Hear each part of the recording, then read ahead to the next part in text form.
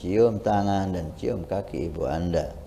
Nah, tapi jangan di depan orang banyak gitu loh. Yang timbul masalah itu ketika kita lakukan itu di depan halayak rame, hanya timbul omongan. Enggak perlu lah. Udah, semakin bisa kita redam fitnah ini, kita redam. Ya Habibi ya Muhammad. Akhina Fian di Jember ya. Pertanyaannya adalah bagaimana hukumnya salaman mencium tangan dan kaki ibu setiap hari? Dikhawatirkan takut syirik katanya Ustaz. Ini bagaimana Ustaz? Kalau Anda menyembah ibu itu syirik, nyembah bapak itu syirik. Kalau mencium kaki apa hubungannya sama syirik ini? Hubungannya sama syirik ini apa? Apakah Anda tahu apa sih syirik itu? Syirik itu menyekutukan Allah. Menyekutukan Allah, meyakini ada sesuatu zat lain selain Allah yang memberi, yang menyelamatkan, yang menolak bahaya, yang memberi rezeki, yang menghidupkan. Nah, kalau Anda yakini itu, Anda cium tangan, cium kaki, cium pundak, Anda enggak cium, itu Anda syirik. Cium tangan, cium kaki tidak ada hubungannya sama syirik. Kalau Anda tanya sujud, gimana menghormati orang tua dengan bersujud? Nah, ini dibahas oleh ulama. Ada yang mengatakan haram, karena sujud itu hanya kepada Allah. Penghormatan kepada siapapun tidak boleh sampai sujud. Tapi kalau mencium, pernah rombongan datang ke Nabi SAW dalam hadis yang sahih.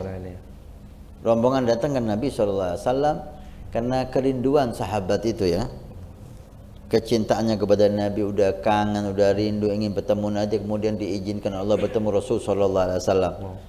Mereka mencium tangan Nabi dan mencium kaki Nabi, dan Nabi membiarkan hal itu. Artinya Nabi merestui apa yang dia lakukan, mencium tangan dan mencium kaki Nabi.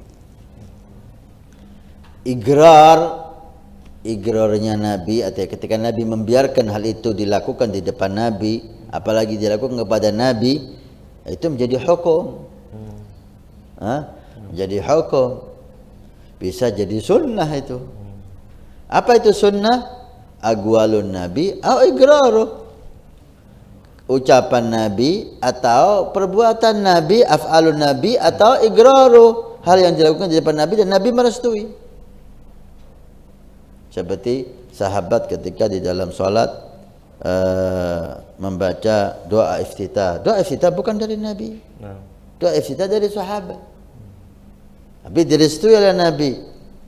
Ketika sahabat membaca Allahu Akbar kabira walhamdulillah katsira sampai akhir, setelah sholat Nabi dengar itu bacaan.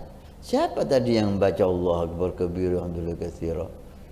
Si sahabat takut, kita khawatirkan itu salah, diam dia. Siapa yang membaca itu? Karena dia membaca hal yang baik. Oh, baik saya ya Rasulullah. Ketika dikatakan baik, langsung saya ya Rasul. Saya lihat sekian malaikat sibuk mencatat mana yang lebih dulu mencatat pahalanya. Ada igrar. Maka doa iftitah sunnah.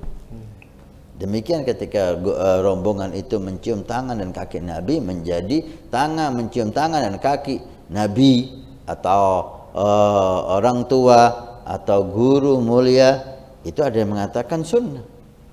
Walaupun untuk zaman ini kata Syekh Ali Jum'ah tidak dihimbau. Kenapa?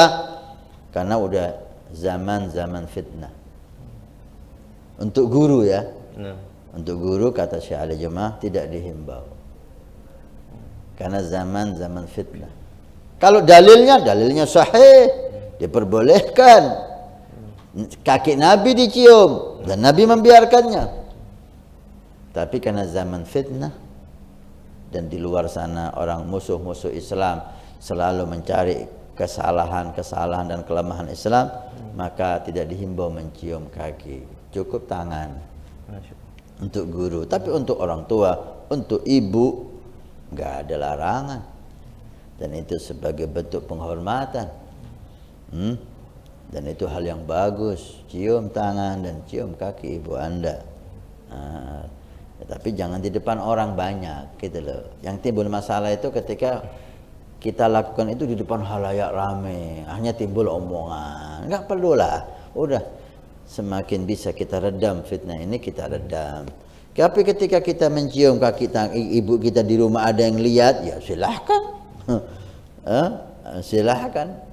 Intinya tidak ada masalah mencium tangan, mencium kaki orang tua, guru, nggak ada masalah. Hadisnya sahih dan jelas. Tapi karena zaman-zaman fitnah, hendaknya kita menaruh sesuatu itu dengan posisi masing-masing.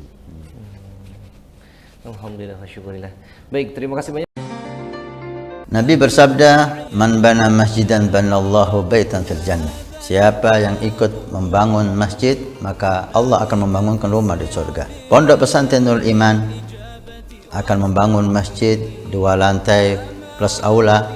Maka kami mengajak untuk kita dan Anda mendapatkan rumah di surga. Kami membutuhkan 2.000 orang, per orang 100.000 per bulan selama 1 tahun. Silahkan Anda daftarkan diri Anda, atau almarhum dari orang tua keluarga Anda yang sudah meninggal, atau Anda niatkan untuk putra Anda supaya menjadi putra yang saleh salehah.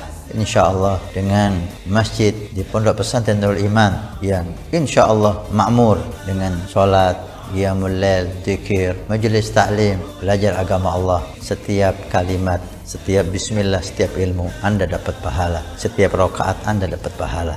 Hani'an lana wa hani'an lakum kalau kita punya rumah di surga Allah. Mudah-mudahan Allah mencatat kita sebagai hamba yang punya rumah di surga.